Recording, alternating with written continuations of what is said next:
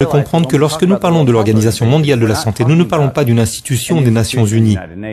Nous parlons d'une conspiration criminelle mise en place par deux fondations qui avaient un intérêt commercial à se doter d'un bouclier de responsabilité pénale.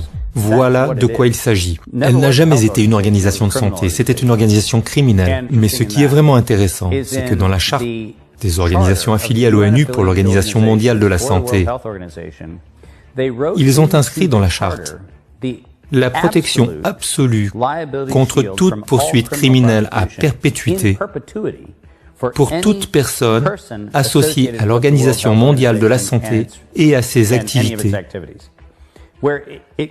allant même jusqu'à dire que vous ne pouvez pas être poursuivi pour tout crime de quelque manière que ce soit, tant que vous agissez au nom de l'Organisation mondiale de la santé. Lorsque l'on examine les états financiers réels de l'Organisation mondiale de la santé, vous découvrez qu'en 1950, puis en 1955, l'Organisation mondiale de la santé s'est concentrée sur la question de savoir si elle était prête pour la promotion des vaccins.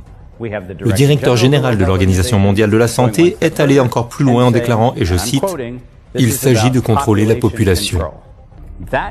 Cette organisation criminelle a annoncé qu'elle allait conquérir le monde et c'est ce qu'elle a fait.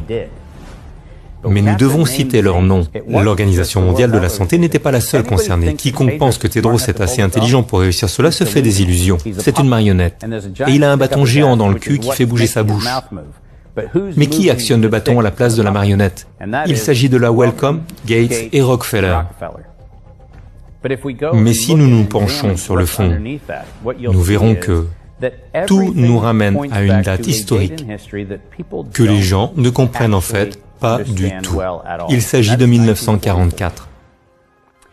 1944 date de la conférence de Bretton Woods, qui est en soi une aberration. Lorsque nous avons assisté à la conférence de Bretton Woods en 1944, ce que nous avons vu, c'est un groupe d'alliés de l'époque qui se sont réunis avant la fin de la Seconde Guerre mondiale et a mis au point ce programme.